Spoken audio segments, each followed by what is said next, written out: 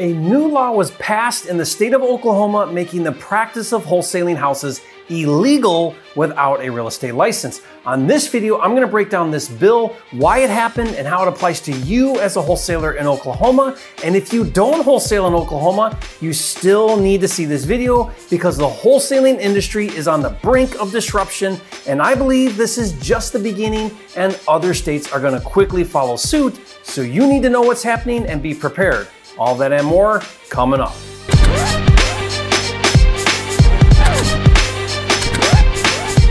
For a limited time, you can get a free copy of Jerry Norton's Data Cruncher software, which finds cheap houses in your area. Get it now at mydatacruncher.com. If you're new here, my name is Jerry Norton, and I've been a full-time real estate investor now for almost 18 years. Amongst other things, I specialize in flipping houses all across the country, and I've helped thousands of new investors get into the game of flipping and create six-figure and even seven-figure incomes. If you want to learn how to flip houses so you can live your dream life, be sure to subscribe to my channel and click the bell icon to get notified when new videos are released. Now, I'm not going to say I told you so.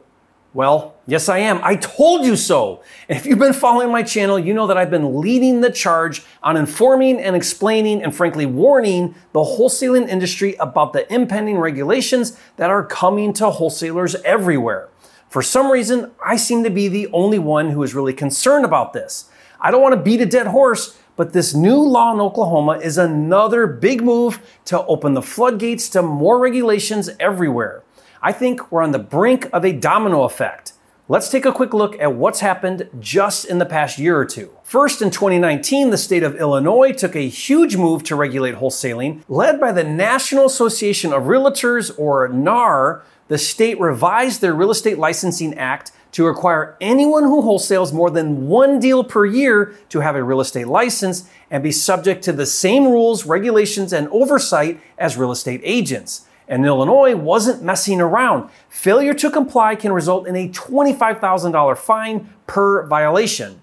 Next, the city of Philadelphia passed similar regulations in an effort to crack down on wholesalers who they believe are taking advantage of naive property owners in up-and-coming neighborhoods. While not as rigorous and as formal as a real estate license, the new legislation requires a fee, specific disclosures, and adherence to a strict code of ethics. And like Illinois, this regulation was enthusiastically endorsed by NAR and the Greater Philadelphia Association of Realtors. Violations result in penalties in addition to the seller's right to nullify sales contracts entered into with an unlicensed wholesaler or where certain disclosures are not executed properly.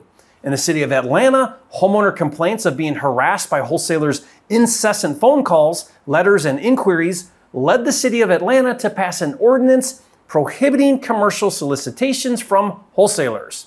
And now, effective November 1, 2021, again spearheaded by NAR, the state of Oklahoma passed a similar law as Illinois, making the practice of wholesaling illegal without a real estate license. Now, in a minute, I'll break down this law so you fully understand what you can and can't do, but this is something that all wholesalers, regardless of what state you're in, should be concerned with. Part about all of this that has me so agitated is that the overall sentiment towards wholesalers coming from NAR, local and state agencies, and the media in general is overly derogatory.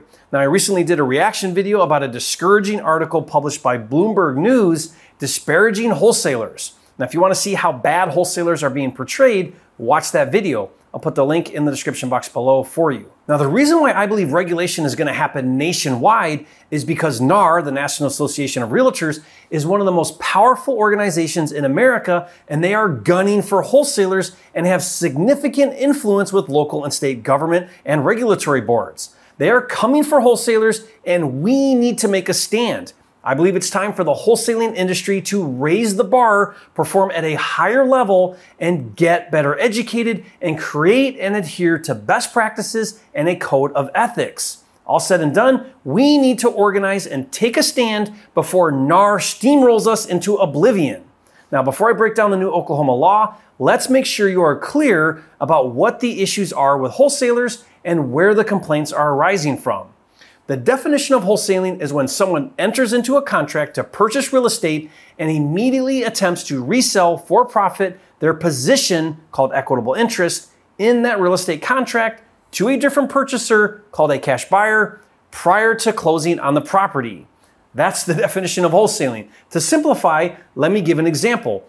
I enter into a contract for $100,000 with a seller and then immediately market my contract for sale and find a cash buyer willing to pay, let's say, $115,000 for the property, and then using a simple assignment of contract document, I flip my contract to the cash buyer prior to closing for a $15,000 profit. And unlike the current narrative, wholesalers help their communities by offering desperate sellers who do not have the time or resources to undergo a traditional sale a solution to quickly offload an unwanted property. But unfortunately, the wholesaling industry is attracting the attention of regulators because bad wholesalers, either intentionally or unintentionally, take advantage of sellers in distress.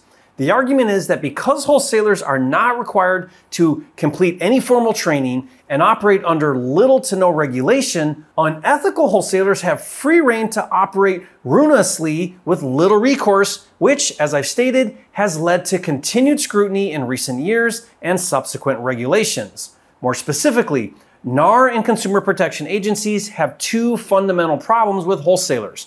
First, is that the wholesaler often has no intention of actually purchasing the property and never takes title to the property. And if the wholesaler cannot find another buyer to sell the contract to, he will typically back out of the contract without closing.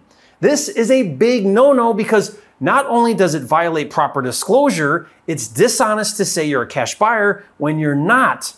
But backing out of a contract is potentially harmful to a seller for obvious reasons. The second big complaint coming from NAR is that wholesalers will publicly market the property as if they actually own the property, when in fact, they only have a contract to purchase the property. NAR's argument is that the marketing methods of wholesalers is the same method that licensed real estate agents use to market a property for a seller, yet the wholesaler is not required to hold an active real estate license or be regulated and monitored, which of course isn't right or fair, and again, potentially harmful to sellers. Now, I personally think NAR just wants to force wholesalers to pay membership dues like it does to agents and also monopolize the selling process, but that's not the point. The point is, when NAR lobbies before local and state consumer protection advocates against wholesalers, they make a compelling argument and get a lot of support, which is why we're seeing more and more regulations being passed and why I believe it's only a matter of time before regulation comes to a market near you. So if you're a wholesaler or aspiring wholesaler, for the sake of preserving the wholesaling industry, I want to encourage you to immediately raise the bar by doing the following 5 things. 1, get properly educated. Learn how to structure a wholesale deal that is a win-win for all involved. 2, fully disclose to sellers your intentions. If you are not an actual cash buyer and do not have the means or the ability to close on the property, do not present yourself as such. That is viewed as dishonest. 3, stop backing out of contracts. If you're not certain you can close the deal, don't sign with a seller in the first place. Make it a goal to close 100% of the contracts you sign with sellers. And 4, stop marketing the property as if you own the property. Always disclose and get permission from the seller and be very clear and transparent that you are marketing a contract, not a property, because as far as NAR is concerned, if it looks like a duck, swims like a duck, and quacks like a duck, then it's a duck. And 5 is optional, but I strongly recommend you avoid the practice of assigning contracts. While this is the customary method to wholesale, assignments are a big gray area and viewed by many governing bodies, such as the state of Ohio and many others, as a fraudulent practice. Now, to learn why and understand in greater detail, I did a video that breaks it down. I'll put the link in the description below and you can check it out later. If anything, assignments put you on the radar and makes you subject to scrutiny. Instead, close as the buyer and then resell the property to a cash buyer. Known as a double closing, this allows you to perform on the original contract with the seller and is the best way to keep your nose clean and stay out of trouble. That means you'll need capital to fund your double closings, but don't worry, I started a fund to provide 100% of the cash you need for double closing transactions. To learn more about how to use my money to fund your deals, go to usejerryscash.com. Now let's take a look at Bill 1148, recently passed by Oklahoma. This bill is an amendment to the licensing code. Here's what's been added that is pertinent to wholesalers. It reads, it shall be prohibited for any, and then from here to here includes all of the ways you could be represented in a transaction, such as person, partnership, officers or employees of any partnership, trustees or beneficiaries of any trust, association, or corporation. So no hiding behind an entity. So it shall be prohibited to publicly market for sale an equitable interest in a contract for the purchase of real property between a property owner and a prospective purchaser without holding an active Oklahoma real estate license. In other words, you have to be licensed to do assignment of contracts. The good news is it's okay if you buy the property and resell it. It clearly states that's okay, but if you plan on doing assignments after November 1, 2021, you need to have an active real estate license. As far as repercussions for violators, the law states a $1,000 fine per incident or up to 6 months of prison. And just to be clear, as a licensee, you fall under the jurisdiction of the Oklahoma Real Estate Commission. There are 5 things you'll need to adhere to. 1, you have to pass the national and state real estate license exams and complete ongoing continuing education classes. 2, you have to pass a basic background check. 3, the commission can investigate consumer complaints and resolve disputes and claims about you that are free to the public. In other words, if a consumer has an issue, he doesn't need a lawyer, he simply files a complaint with the board. 4, the commission can implement ongoing regulations that they deem necessary that you must follow. And 5, you will be required to follow any and all Oklahoma laws and regulations.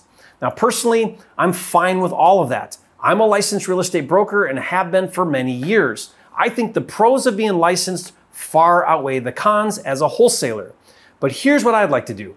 I'd like to create standardized training, best practices, and a code of ethics for wholesalers and form our own association so that we can have a voice and a seat at the regulators' table with proper representation. Let me know your thoughts. Do you think that's a good idea? Would you participate? Would you join and be a part? If so, leave a comment and let me know. Now, while disruption in the industry might feel daunting to some, change is inevitable. But by staying informed of what is happening in the industry, you can prepare yourself for the future. New regulation presents new challenges for investors and wholesalers alike, but with it also comes new opportunity to embrace the change and step up and become a leader in the industry. It all starts with what you say and do and how you interact with sellers. And even if indirectly or unintentionally, you may be acting in a way that is harmful to sellers. So next, I want you to watch a video to find out the 5 most common ways wholesalers act dishonestly, unethically, and even illegally. Watch that video now, and if you want to make more money in less time flipping houses so you can live your dream life, don't forget to subscribe to my channel. With over 750 videos, this is the #1 channel on YouTube for all things flipping, and I'll see you on the next video.